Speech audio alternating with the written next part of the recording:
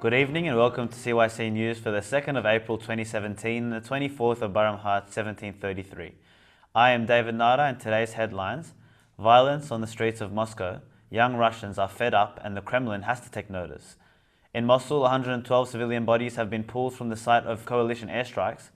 Federal judge in Hawaii extends ruling halting travel ban indefinitely. 14 inmates at large after tunnel prison break in Mexico. The London aftermath. Faith leaders and police join the Westminster vigil. And a new lung probe can help cut the unnecessary use of antibiotics. To Russia, where violence has broken out in the streets of Moscow, the thousands of Russian workers who took over the streets over the weekend may not have vented their fury directly at Vladimir Putin, but the president certainly took note of the message. After the largest mass demonstrations in years, when crowds across the country took part in anti-corruption rallies, the Interior Minister has warned that it will use the full extent of its powers to confront any future unauthorized gatherings. But the warning has not impressed or deterred a younger generation of protesters who are fed up with their rampant bias. Their grievances are directed less at Putin himself than at a system that has accelerated inequality. In Moscow, where the largest of dozens of protests took place, at least 500 people were detained, carried and frog-marched into police vehicles. The authorities had warned that the rally called by opposition leader Alexei Navalny was against the law. A young geologist called Sergei Paravov was among those arrested. He told CNN, "We started singing the national anthem. We just got to the free country part when we were taken by the police and thrown into the bus." He told CNN that young people had taken part because they are tired of the impunity of officials and their children and relatives who can get away with anything. Pravov was eventually released, but Maxim Malish was not as lucky as Malish was charged with resisting a police officer and given 10 days in jail. The 20-year-old says that was meeting a friend at a cafe, went outside to film the protest and was immediately pushed to the ground. "I didn't resist, but they still beat me up," he says. "They told me to relax my body, I did, and I got hit on the head and dragged into the bus." A photograph of Olga Lizina being carried away by police officers went viral. She told CNN that she had just left a McDonald's on Pushkinka Square and wasn't even participating in the protest. When her mother protested the arrest of a young man, she was detained, as was Olga's sister. When Olga intervened, she too was arrested, and "I was in shock," Lizina told CNN. "I took a few steps towards them, and that was the moment when policemen grabbed me by the hand." She said she was arrested and bundled into a bus with more than 30 others, and wasn't released from the police station until 6 a.m. the following day. She has a court appearance next month for attending an illegal protest. Even though Lizina, a graduate of the Physical Technical Institute in Moscow, had no plans to get involved in the rally, she said she agreed with Navalny, who for years had been a thorn in the side of the Kremlin. "We all know that Russia is corrupt," and she said that Alexei Navalny just showed the schemes. The process, made it public, opened it to the public eye. At least 112 bodies have been pulled from the site of a US-led coalition airstrike in Mosul, according to senior Iraqi health official Ahmed Dubani. The deaths have sparked renewed concerns about civilian casualties from coalition airstrikes targeting ISIS fighters in the city. A senior Iraqi military officer said a March 17 coalition airstrike on an explosives-laden ISIS truck led to the deaths of dozens of civilians. The coalition said a review confirmed one strike that day in the area where the casualties were reported. But US officials have not confirmed the senior Iraqi officer's account. Both the Iraqi and US Defense Departments launched investigations Saturday into possible civilian deaths in airstrikes between March 17 and March 23. While those investigations continue, US Defense Secretary James Mattis said there is no military force in the world that is proven sensitive to civilian casualties. Mattis quoted, "We are keenly aware that every battlefield where an enemy hides behind women and children is also a humanitarian field, and we go out of our ways to always do everything humanly possible to reduce the loss of life or injury among innocent people. The same cannot be said of our adversaries." Nearly 3 years since the group's exclusive leader Abu Baghdadi declared a self-styled Islamic State in Iraq and Syria, ISIS is reeling from losses across its so-called caliphate. It is fast losing its grip on Mosul, its biggest hub in Iraq, and its de facto capital in Syria. Raqqa is all but surrounded, but it's not just territory that the militant group is losing. Over the last 6 months, ISIS has seen its finances slashed, media operations crippled, and several high-ranking leaders killed or captured. The Syrian Democratic Forces, an alliance of Kurds and Arab tribes, are approaching the outskirts of Raqqa, and according to the French defense minister, the battle will begin within days. While the fight against ISIS is far from won, the lines of the war are slowly being redrawn. As the group is driven from key cities and villages in what was and once self-proclaimed caliphate, ISIS is evolving from territorial to ideological threat. A federal judge in Hawaii granted the state's request for a longer-term halt of revised travel ban executive order. U.S. District Court Judge Derek Watson blocked the core provisions of the revised executive order 2 weeks ago, concluding that the order likely violates the Establishment Clause of Constitution by disfavoring Muslims. But Watson's earlier decision was only a limited freeze of the executive order through a temporary restraining order. As a result, the plaintiffs asked the judge to convert that decision into a longer-term preliminary injunction, and Watson agreed, meaning that the president's 90-day ban on foreign nationals from 6 Muslim-majority countries and the 120 ban on all refugees entering the country are now blocked indefinitely, unless any higher court changes Watson's order or the state's lawsuit is otherwise resolved. The Justice Department said it will continue to defend the executive order. A department spokesperson said that in a statement, the Justice Department strongly disagrees with the federal district court's ruling.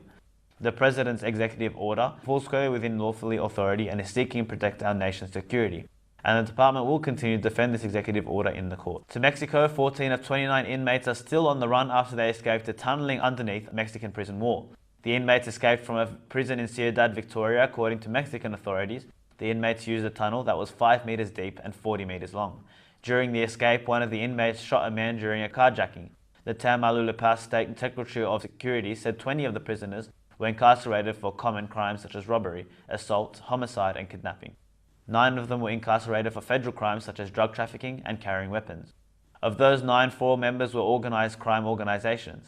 The government of Tamaulipas has been looking at the possibility of building a new jail so it can close Cedars Victoria, the prison where the inmates escaped. After the escape, security officials destroyed unauthorized shelters constructed by inmates on prison grounds and searched cells.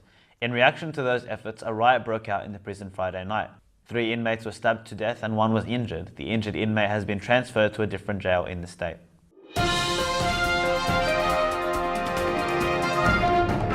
Over to London, police, faith leaders and community groups joined together for a vigil to remember the victims of the terror attack 1 week ago in Westminster Bridge and Parliament. Imams, rabbis, priests and other faith leaders gathered with uniformed police officers and groups bearing banners with slogans such as "Islam says no to terror" and "Love for all, hatred for none" on the south side of Westminster Bridge where the attack began. They then slowly walked in silence across the bridge towards the House of Parliament, some carrying flowers before holding a moment silent by Elizabeth Tower, home to the iconic Big Ben bell.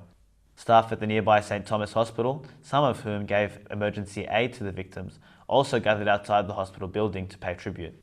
Attacker Khalid Masood ploughed through crowds of pedestrians on Westminster Bridge last Wednesday, fatally injuring 3 people and wounding dozens, before stabbing veteran police officer Keith Palmer to death in the grounds of Parliament. Masood, 52, was shot dead by a firearms officer at the scene. The national chairman of the Ahmadiyya Muslim Association, Rafiq Ahmed Hayat, told CNN, "London is one of the most culturally rich and tolerant cities in the world. It is very important on such occasions we all come together and say, this act in our great city, we condemn it for everyone." Still in the UK, British government says it will reluctantly consider reintroducing direct rule in Northern Ireland if extended talks over the next 3 weeks to restore a power-sharing executive fail. In a statement to Parliament, Northern Ireland Secretary James Brockenshire expressed regret that a legal deadline to form a new coalition at Stormont passed Monday without success. Despite the failure to find a solution, he said talks will continue for a short time in hope of avoiding the alternatives. Brockenshire said that if those talks are successful, it would be an intention quickly to bring forward legislation after the Easter recess to allow an executive to be formed, avoiding a second assembly election for which I detect little public appetite. The UK Parliament rises for the Easter recess on Friday and resumes business on April 18. The Democratic Unionist Party, Sinn Féin, administration collapsed in January when Deputy First Minister Martin McGuinness, who died last week after a short illness, stepped down because of a disagreement with the then First Minister Arlene Foster over a renewable energy policy. A snap election on March 2nd led to Sinn Féin, which once united Ireland, winning 27 seats, 1 fewer than the Democratic Unionist Party, the largest in the executive. Northern Ireland's power-sharing arrangements mean nationalists and unionists who want to remain part of the UK have to work together with the First Minister and Deputy Minister leading the executive. But the 2 parties have failed to reach an agreement since the election, with each blaming the other for this.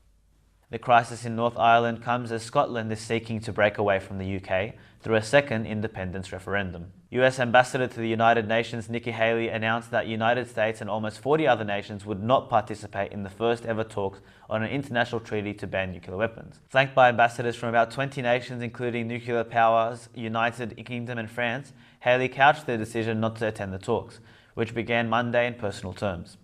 Haley says, "A mum and daughter, there is nothing I want more than family than a world without nuclear weapons. But we have to be realistic. Is there anyone that believes that North Korea would agree to ban on nuclear weapons?"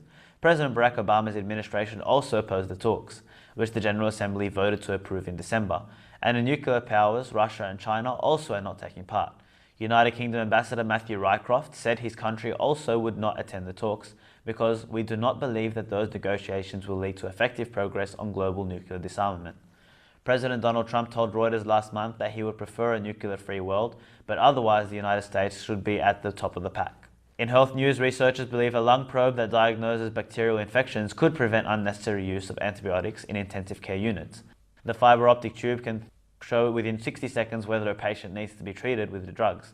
It is hoped the Proteus technology could tackle the emergence of bacteria that are resistant to antibiotics. The project has been developed by scientists at the Universities of Edinburgh, Heriot-Watt and Bath. Proteus has received £2 million of funding from the Wellcome Trust. It will also be boosted by nearly £1 million from the CIBX Antibiotics Resistance Project, co-funded by the US government and Wellcome. Proteus used chemical that light up when they attach the specific types of bacterial infection. This fluorescence is detected using fiber optic tubes that are small enough to be threaded inside the patient's lungs. The research team hope it could revolutionize the way critically ill patients and others with long-term lung conditions are assessed and treated.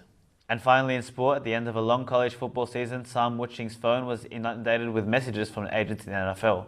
He had captained the Washington Huskies to a national championship playoffs and had an opportunity that most players can only dream of.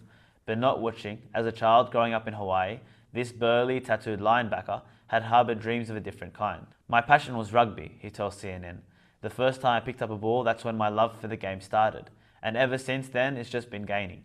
I was getting a lot of interest from agents. 20 plus agents would call my phone, connect with me through social media and whatnot. I know that things attracts most people to NFL in the income, the money and all that, but rugby is like a little brother that kept nagging at me saying, hey, you got to play. Wuching now plays rugby union for the Seattle Saracens, which competes in the British Columbia League. And Sevens, an invitational US-based franchise named after Fijian legend Waisali Sarevi. He is still unsure whether his future lies, but at 23 years old, 6 foot 4 inches and 241 pounds, his powerful physique is the sort that can wreak havoc in any format of the game.